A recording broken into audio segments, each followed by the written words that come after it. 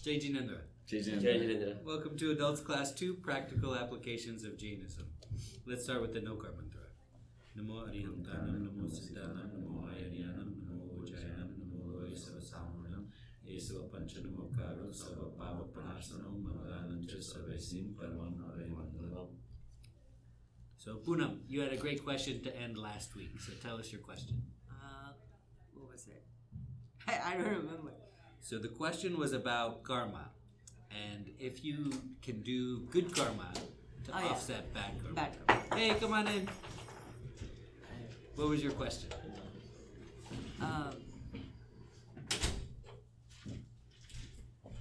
I honestly can't remember, but yeah, it was something aligned that. No problem. So a lot of people have this question. That is, oh, I did something bad. I recognize that I did something bad. Let me do something good to make up for it. That. Yeah. And the reason that a lot of people have it is because karma is a very balanced and elegant theory, right? And so because of that, people have this takeaway that, oh, there's some kind of karmic justice and that the good balances with the bad, right? And so, oh, if I did something bad that attracts bad karma, then to offset that or to cancel that out, I can do something good and I'll get good karma, and that cancels it out. The problem is it's not true at all. Okay, that's not the way it works, unfortunately. Even though it's nice to think about that, unfortunately, I can only promise you the truth. I can't promise you beauty and things that are nice to think about. How it works is that if you do something good, you get good karma that binds to your soul, which is not what you want. And if you do something bad, you get bad karma that binds to your soul, which is also not what you want. Okay, so you have not canceled anything out. You've actually just made your life worse, right? Which is the exact opposite of what you want to do. But sometimes, like, our work nature is like as such that we can't not do a bad karma, right? Like, so if we do something to, it's not to offset it, but to balance it a little bit. Like, if I do good karma, would it kind of balance it? No. That was there are two buckets. There's the bad karma bucket and good karma bucket. You're just adding bad, you're adding good. You're just filling up both buckets. It actually doesn't balance because it's not on a seesaw. They both get heavier. It's not on a seesaw. But if I don't do anything good like that, then the bad is just keep going up, right. So but what's what the about answer? the good? So what's the answer? I want to go both of them go up. So somewhere my good karma will help me. No, does anybody know the answer? You can stop doing bad stuff. Okay, so that's samvar. So we stop putting stuff in the bucket, right? Hi, come on You're in. supposed to stop doing the good also then. Right? That's samvar. You stop filling up the good Then bucket. you have to do the nirjara to get rid of the bad, right? Exactly. But how do you, right? what's... So how do we do nirjara? What's the What is answer? that? You can do dup. Dup. Dup is the answer. Okay, so, well, how do you so you did something bad. How do you offset it or cancel it or however you think about it, whatever words you use to think about it, the answer is tup. So tup is the only thing that cut off all the bad karma. Gets Well, rid of when it. you Or say cut reduce off, it. yeah. Not cut off, but reduce it. Right. So there's actually two things. So you have bad karma attached to your soul. And one way to get rid of it is to do nothing. Because remember, it will come to fruition at its particular time, at a predetermined time, and you will experience those negative consequences. But let's say you don't want to experience those negative consequences. Then your answer is stuck. What is that? Let's talk about it. Because no, It's a whole chapter in the book. There are two kinds of tup, external tup and internal tup. So external tup is fasting. We talked about fasting a lot a couple weeks ago. Would you have a good translation for dup, the word? Tup is austerity or self-discipline. Self-discipline. I would have thought about sacrifice. Sure. Yeah. They both have those connotations. So the second type of external tup is physical forbearance, which means we can do different things like yoga, putting our body in different positions and holding them there. We could do standing. There's a lot of different ones. A lot of these are old school. Standing steadily while facing the sun, okay? Tolerating cold in the winter or warmth in the summer. Putting your body through a different kind of uncomfortable situations. And not worrying about the appearance of the body. So a lot of that has to do with your body. See, I'm helping you with that. Not turning on the fan when AC when it's Yeah, exactly. Austerity. This Another- doesn't seem practical. Right, This right. physical top stuff doesn't Yeah. seem practical. Well, let's make it practical for us. So let's talk. We can talk about it at the end, or we can talk about it now, because obviously we want to apply it to our life, and we're not going to stand steadily while facing the Right. sun like they might have done 2,000 years Might ago. get cancer. Right, right. maybe this was No, but one 7 of the- a.m. morning, it's a good thing to do. That's what I did this morning for vitamin D, right? Sun grazing, right? That's what they call it. How are you doing? Maybe that was the reason in Upashra and stuff they never used to have like fan and That AC is the system. exact reason, yes. Now this like depends. Now some places they started doing it Because you're supposed to just go through it, right? Because you're not your body, right? You're your soul. Remember that. So another way to do it is controlling your senses. That is, we talk about taste a lot. We don't have to talk about that, but you have 5 senses, right? You control them. You don't purposefully look at good things. You don't purposefully hear good things. You just let life come to you. Those are external taps. There are also internal taps. That is, there are 6. We do repentance or confession or remorse. That is, if you have hurt somebody, you apologize, or if you've done something bad, then you do this type of stuff. You say michami dugadam to people, and that's a way we can offset or cancel or balance or however you want to think about it. We can confess your mistakes, repent for your mistakes. If you eat something you weren't supposed to eat, you discard it without eating any more. You give up, you take a vow of silence. You take a vow of not doing anything or not going to particular places. Let's see. You keep the people you hurt away from you. You remove yourself from the situation. Things like that. The second one is vinay or humility. You devote yourself to kindness, courtesy, humility, civility, and respect. You work on your ego. Hey, come on in. We talked a lot about getting rid of your ego and how to do that, exercises to do that. The third type of internal thought is selfless service. Okay, we do good things without expecting anything, especially towards holy people. The next one is self-study or swadhyay. That means we open the book, we take lessons, we ask ourselves about the things we're doubtful about Jainism. We memorize scriptures and we repeat them correctly. We ponder over them and we grasp the essence of religious texts. The fifth type of internal tup, there's external tup and internal tup. The fifth type is meditation. We've talked about that a lot. And the sixth type is detachment. We detach ourselves from our body. We detach ourselves from other people. We detach ourselves from material things. We detach ourselves from food and drink. We overcome our passions. We abandon worldly life, and ultimately we eradicate karma. So, I have offset question. sure. So one of that is not consuming the food, right? Like what if by accident we got something? Do we like discard it or do we give it to someone who can use it? Which is the better way to go? Give it to somebody that can use it. Okay.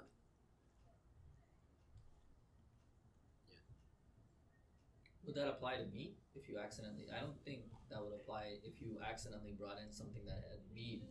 The better option is to discard, Not to give it to you, who I know No, no. doesn't eat meat. No, but Somebody would it be? Is it better to give it to somebody who can eat it versus discard it?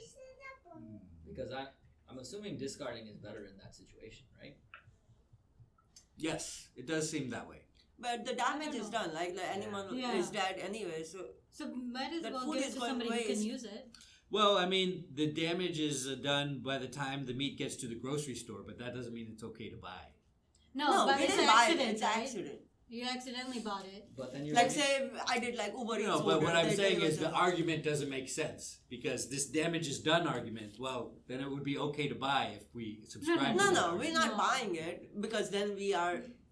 Damage is done in Yeah. the sense that you accidentally already bought it, right? Now you have it in your possession. Right. Now the question is, do I give it to my neighbor who does eat it, Or just Or do I trash it? trash it? But the reason we don't want to give it to our neighbor is because we don't want to be part of that violence that the neighbor commits while eating meat. We don't want to enable that, right? And so the better thing to do is to discard it in that situation. But then it's a food wastage. Sure. Yeah, but that's preferable. So we're always picking between bad Exactly. options. We're It's always like picking such a Choosing which hard karma you want, which bad options. karma you want to actually take over, right? Right. And certainly wasting food is bad. And Jainism recognizes it as bad. But it's the better option. Yeah. And if you don't want to waste it, then perhaps you put it in compost. Or perhaps you put it in the earth. Or perhaps you do something like that with it instead of putting it in the trash. Don't put it in the compost. It's a bad idea. Okay, so questions or comments about that? So do we see how we don't use good karma to offset bad karma?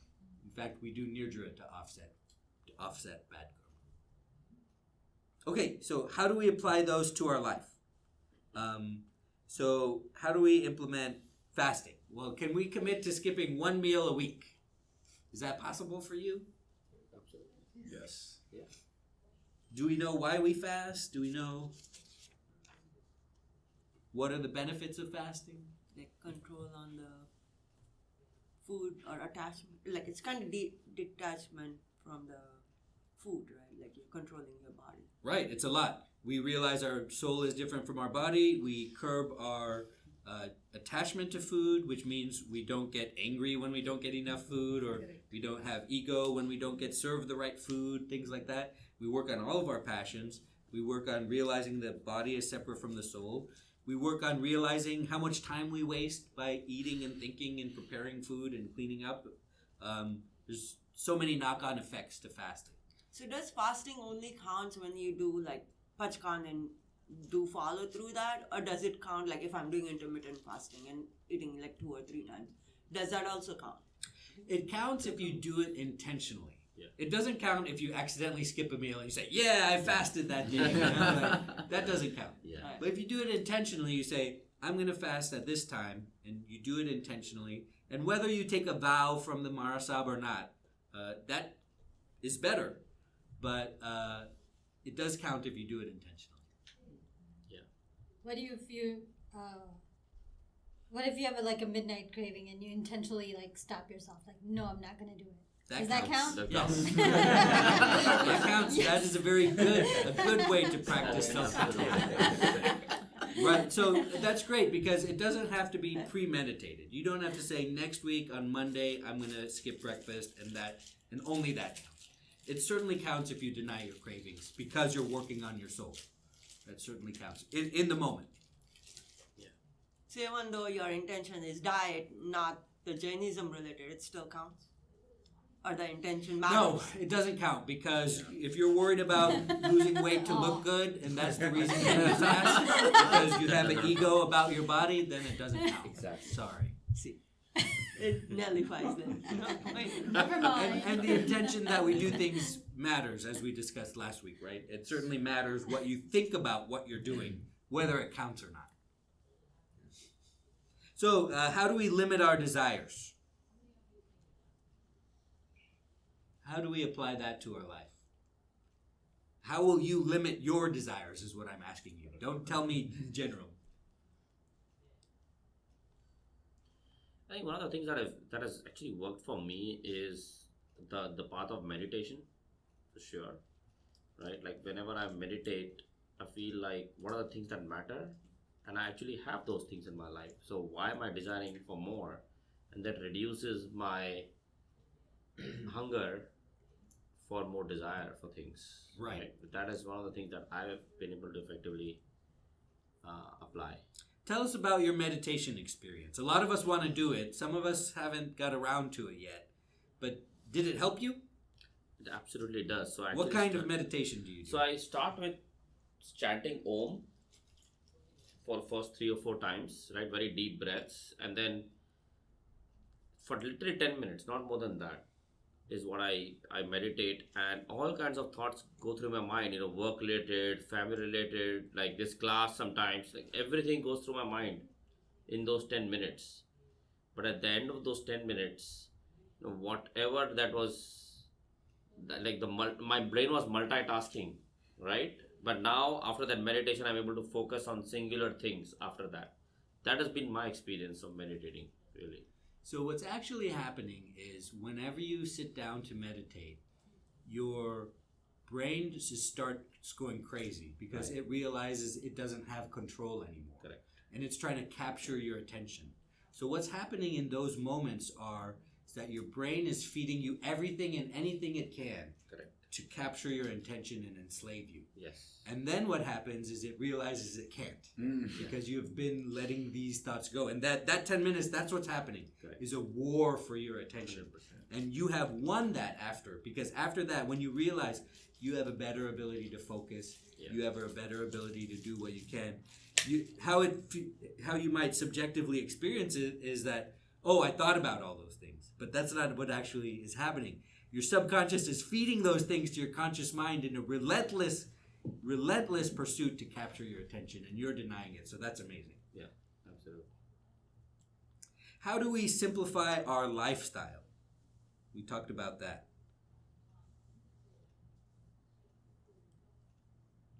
How do we reduce our dependence on material comforts? We turn down the AC, right? I think we should all have a look at our individual closets and see what are the clothes that we actually don't need, Right. and just donate it. Right. Like if I take a step back, there are literally 7 or 8 t-shirts and shirts maximum, and 4 or 5 trousers that I wear. That's it. Everything else in my closet is junk. So one of my goals is to actually get rid of that junk That's great. and donate it. That will declutter the mind, actually. Right. I feel like. Right. How do we increase our discomfort in our life? It seems kind of counterintuitive to many people. It's like, well, what is the reason I'm working? Is so I can have a nice house. It's so I can be in the AC. It's so I can do that. Why would I want to take cold showers? Some people, it's like, I would never ever take a cold shower. Like, why? How and why do we want to introduce discomfort into our own life? Life is uncomfortable enough as it is. Why do we want to increase our discomfort? Why do I want to sleep on the floor? Why don't I want to sleep on the bed? Well, we appreciate those things more once Right. we've gone through that discomfort. Right. So at least we become more cognizant of our comforts of life once we do have some discomfort to compare it with. Right. So more It's just camping trips. Absolutely. Absolutely. If that's the reason that you do the camping. I mean, the discomfort also equates to growth, right? Like, if you think about whenever growth has happened, it was because of some degree of struggle and discomfort that led to growth. Mhm. So, in addition to what you just mentioned, I think discomfort is very important if you want to really grow as an individual, or What does taking a cold shower, how does that help me grow as an individual? So number one, first we should the importance of the conveniences that we have and the inconveniences that other people have. Not everybody has the luxury of taking hot water showers, right? So we first are able to relate to that what does that feel like, right? And cold water actually does have a lot of benefits, right? The hot and cold mix thing, it does have a lot of health benefits as well. So a little bit of selfish, which I know doesn't count, but there is a selfish aspect to it. The cold water actually is good for your health as well. Cold water showers, Right. It actually helps you in Right. the long run. But I think it's more about his point that it gives us a relative scale of what other people are actually going through. Right. I actually go on these camping trips and we'll find a beautiful mountain, take a bunch of tents and stuff on our back and climb up and stay and come back down. And my wife always asks me, why the hell are you going through that discomfort? Like, how is that possibly fun? Yeah. And the explanation is, well, it's like an accomplishment. Like, you do something Exactly. that is very uncomfortable, but you're able to go do it and come back down. Small victory. So I wonder if, like, taking a cold shower is that same sense of accomplishment. Like, Absolutely. I was able to It do is a that. small Like, victory. nobody The said small anything. victories that count. That's right. Yeah. We want to develop willpower. We want to develop self-control. All those reasons we talked about 2 weeks ago about fasting They all apply to this. I asked you about cold showers and it was like so quiet. It's all the same thing. Your body is different from your soul. You want to build willpower. You want to flex that muscle of self-determination. Because if you can't decide to take a cold shower and do it, you're not going to decide to do 48 minutes of pratikaman. I mean, you're not going to decide to, only accept food that people give you. You're not going to decide all these important things unless you can decide to work on these very small things that seem unimportant. But we build that muscle and we build that self-control. And it's important to build self-control. I hope I don't have to tell you why it's important to build self-control. Because if you're not controlling your life, somebody else is controlling your life. 100%. Okay? That is, your boss is controlling your life, your family is controlling your life, your parents are controlling your life, money is controlling your life, love and sex are controlling your life. If you don't have the kind of self-discipline to take these very small steps, then you're not in control of your life. And if you're not in control of your life, you may say, well, why do I need to be in control of my life? You'll never get to liberation and you'll be stuck in this cycle of life and death. So how do we encourage, we talked about meditation. The other one was swadhyaya. How do we get more religious study time in our life? Not how do we do it. How will you do it in your life? It's definitely an improvement opportunity for me, to be very honest. Right. I have not been able to carve out as much time, even though I know that what's in our books is kind of, now people are slowly realizing that all of that is actually what matters at the end of the day for your life. Right. It's hard to open the book. You don't have to is tell very anybody here. Yeah. Nobody here opened the book. Yeah. No, it is. It is. Do we have that audiobook? No, right?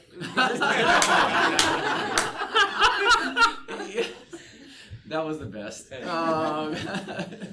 Whatever makes it easy to Whatever try is to easy. do this. Podcast. Yes, that's But then that's the same lecture. When yes, you come it to is. it, then you'll That's the best you're gonna get. Yes, this is chapter 19, I think, is stuff. That's all what we've been talking about. I just put it in a nice wrapper and give it to you instead of you opening the book. It's very hard, but it's important that maybe next time we can work on our goals. Right? You were talking about your goals about your closet, and we're talking about doing this. So maybe next week we'll do our goal sheet. Does anybody still have their goal sheet from last time? Oh, that's Picture good. of it, yeah. I take That's a picture of it. Yeah. So it's Digital among the photos. 1,000 Yes. pictures on your phone. How do you practice humility and selfless service? How can you do that into your life? And why would you want to do that?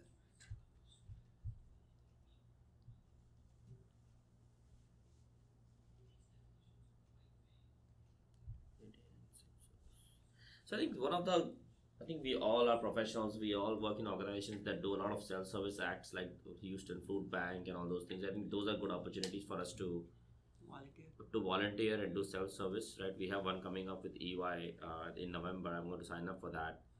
But the question is, why do we do that? Right?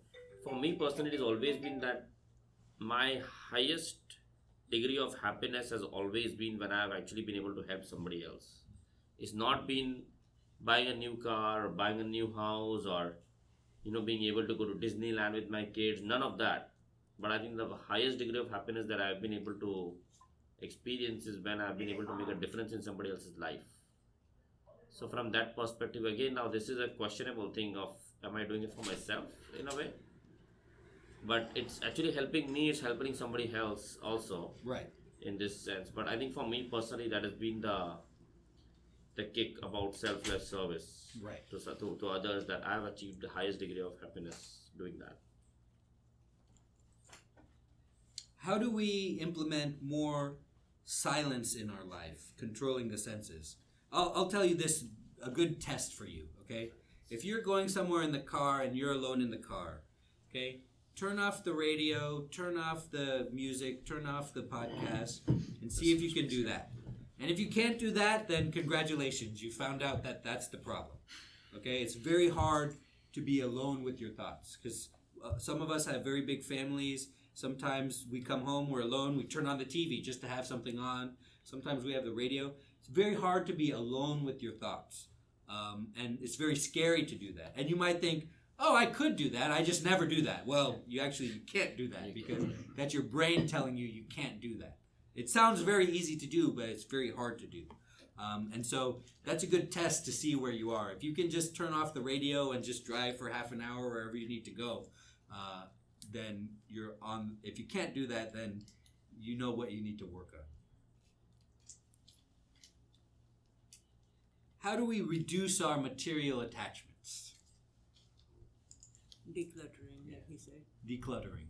That's great. I love that. Limitations of whatever kind you want to put. Right.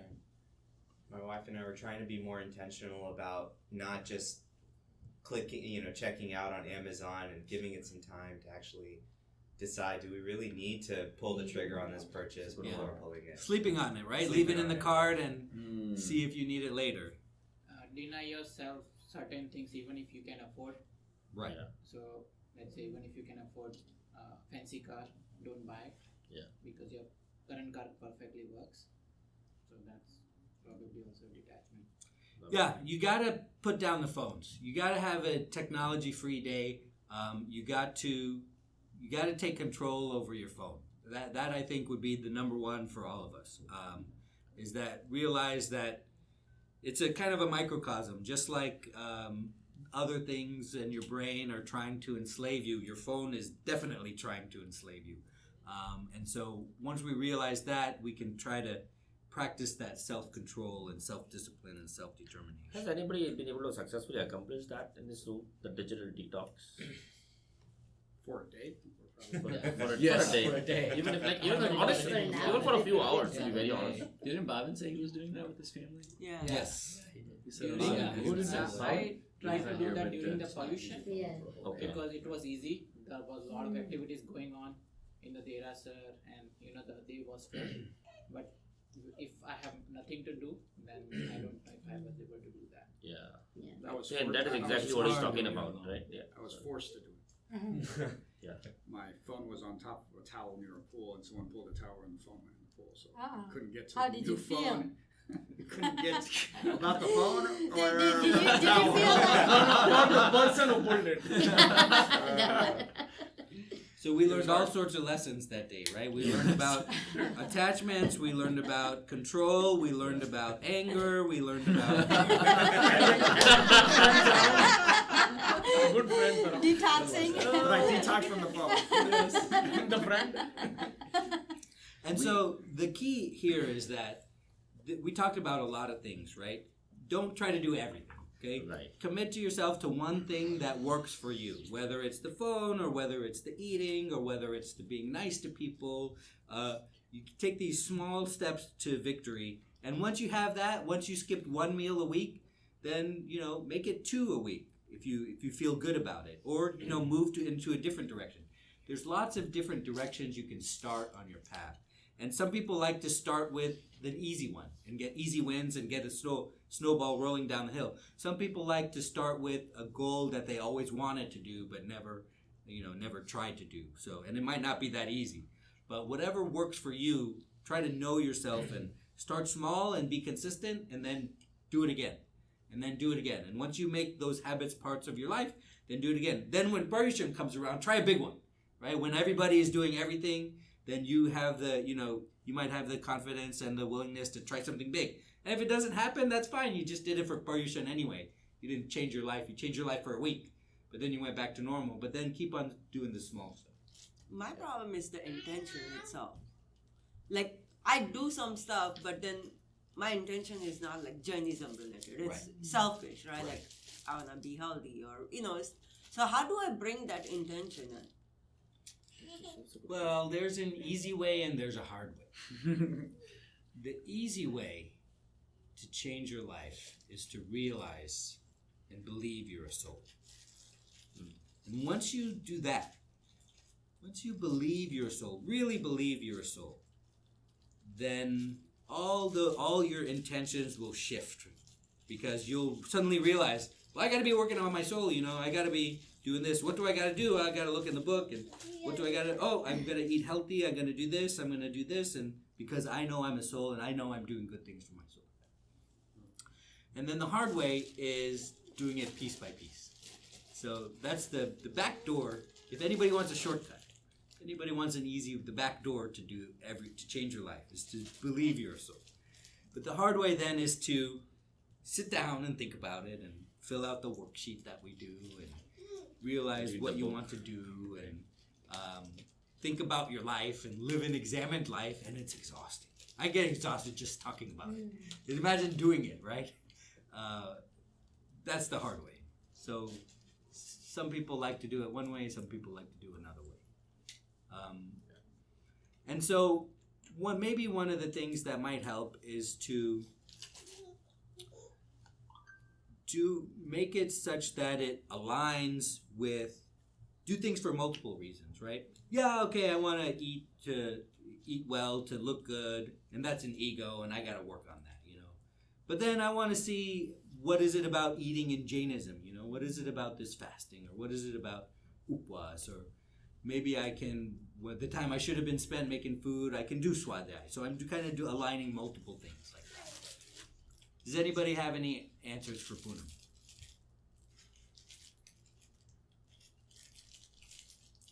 I think many of these things align. Like you don't have to be. I feel sometimes that, let's say, simple example. I feel that if you do chovia, it's not good for your body, but it's also good according to Jainism. You're always supposed to do that. No, So- but so that's the point we were talking, right? Like, I do intermittent fasting, but my sole intention is for my body to Healthy, be yeah. healthy. It's not for my soul. So the differentiating between the body and the soul, that whole intention shift is very hard for me. Like, I'm doing everything for my body, not for my Not soul. for yourself. Pick something else that's not good for your body, necessarily. But also keep in mind that when you have a healthy body, you can work on your soul, right? So it's a pathway to get to your soul. Fair enough. Maybe. You're almost there. A long way to go. So how do we explain this to our children, right? What is a way we can explain it to them? How do we kind of relate up to everyday life for them? That is, maybe one thing we can say is, you know how sometimes you want extra snacks or extra toys, and sometimes we realize later it's not good for you, right? Oh, I shouldn't have ate that. I ate too many, you know? Like, we can have them develop self-control, and let's learn how to say no to those extra things, you know? Learn how to say no to the second helping of food. And so maybe we can help them like that. How can we help our kids to learn self-control? So I've talked to my kids about fasting and Akashnu or whatever, and the way I tell them is I don't even talk about karma. I mean, they come to Pashala, but I say, if you can stop yourself from eating, which you do every day at the same time your whole life, and your body's telling you need to eat at that time, that feeling of control is tough. It's tough. So then the next time when you're at school and somebody says, oh, look at these new shoes I got, and everyone's like, I'm going to go get the shoes, for you to control your urge to buy that shoes is going to be easy cakes, because you just kept yourself from eating for a whole day. Right. Or a meal, or whatever it is, you know? Right. And we work on them. And I always give them these examples, right? Next time somebody doesn't invite you to their party and you think he should have, everyone else is going that you know, you're going to feel bad, but your feeling is going to be much, much lighter or controlled than what you did to keep yourself from eating for a day, you know? Mm-hmm. And it is tough. They've done upblast, but it's tough for them because, you know, at the end of the day, they're like, wow, that was tough, you know? I love that because kids love superheroes, right? So if we tell them they can develop these kind of superpowers to control themselves, to control their feelings of when they feel bad and when they feel good. If we liken it to a superpower, which it is, then I think it's easier to go down. That maybe they are more welcoming of the message. Maybe they understand it a little bit better. I think also lead by example. Yes. If they see you doing that, then they can follow easily. Right. Yeah. So yeah, which is very different. So like yes, I'll give you an example. No, Yesterday, right? yeah. Yeah. Yeah, go ahead. so just to finish on that point, like yesterday we did amble, all three of us, wife and son, and that was the whole thing. That way he can do it, he understands this is good for, you know, it's part of Jainism. So we don't know a whole lot, but you know, once in a while, I think if you do it, then they kind of see you doing it. Right. Otherwise, if I'm doing today, not him. But yeah. One of the things that's important is that we do not do is we don't apologize to our children the way we expect them to do to other people. Because we take advantage of the fact that we're the authority and we're the parent. But sometimes we have to humble ourselves, especially like if my daughter's teaching me something about technology, which has passed me by. Sometimes we have to humble ourselves and we have to say, oh, I'm sorry about that. I didn't know that I was doing that. It wasn't my intention to hurt your feelings. We have to be that example of the apology that they want to do. So that's a very good thing to do. Sometimes... Isn't that the case in everything? Like your authority, let's say at work, your boss, like it's very hard for bosses to say, I'm sorry. It's just like a sequence of that, right? Yeah, it's absolutely. Not only like you and your kid, but it's like all over the place. Yeah, absolutely. It's any position of authority that we usually take advantage of where we feel like, or especially family, right? We feel like we don't have to apologize to family or something. Oh, they know, they'll get over it or whatever, but we take advantage of those relationships, such as a familial one, a boss and subordinate one, or a parent and child one. So we can talk about it as growing, right? Kids are kind of inundated with these messages about growing, so we can tap into that. That is, it's like learning something new. So what we're going to do is we're going to learn something new. We're going to learn about willpower. We're going to learn about physical stuff. We're going to learn about mental stuff. We're going to learn about those things, and so we can make it part of the curriculum that they learn, because they're, for better or for worse, they're good at school, right? So if we make it more like school, we can help them in that respect. We can make fun challenges too. You can have kids respond to competition sometimes. If you have that kind of kid, they respond to a competition and let's be like, oh, let's keep track of how many of this we can do.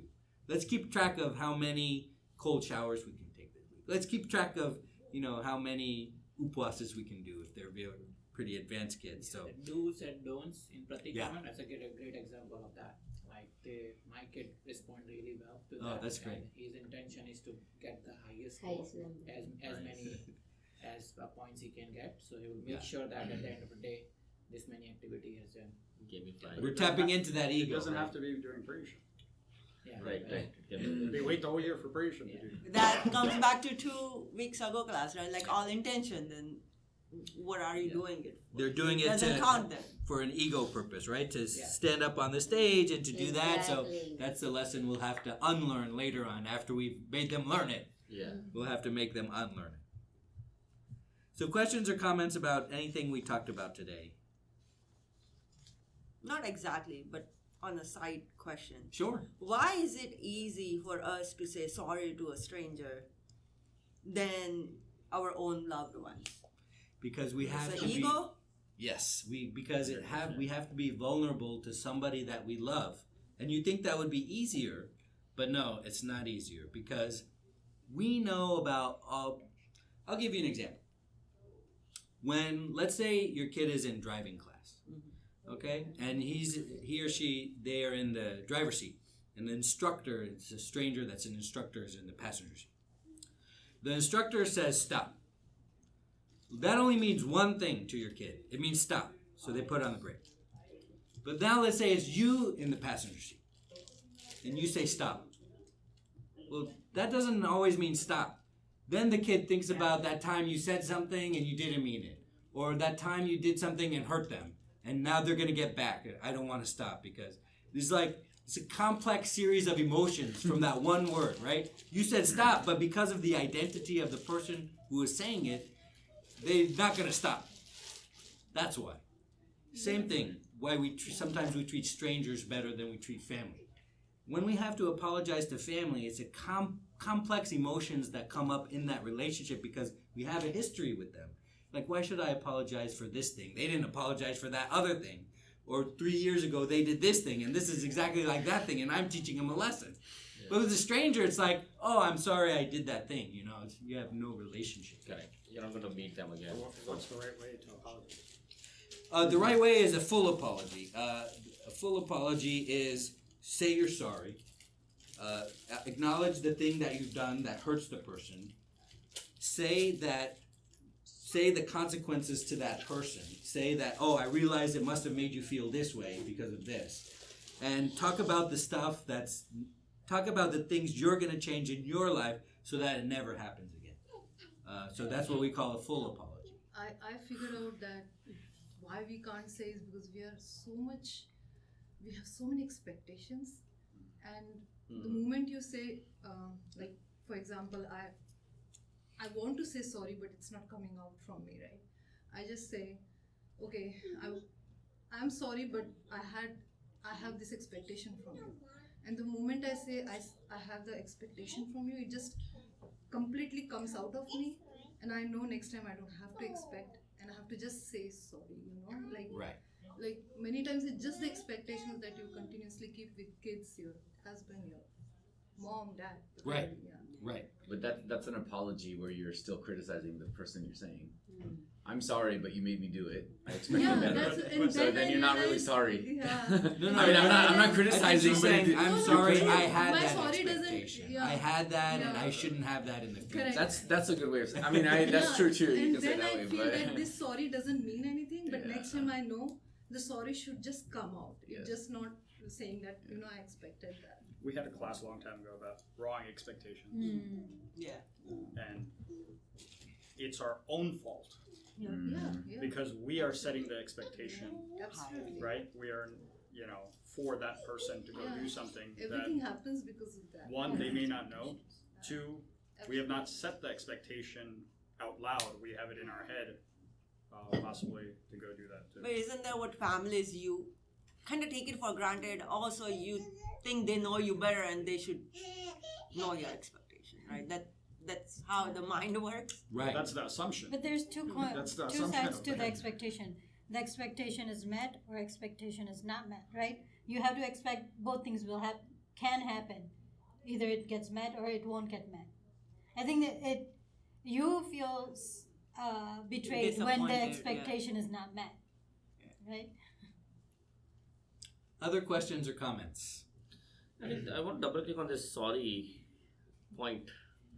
I think one of the things that I intentionally follow, and I encourage my spouse and my relatives as well, is to use the apologies very sparingly. We sometimes tend to apologize. Every other statement is like, "Hey, sorry, hey, sorry." I'm like, why are you sorry to begin with?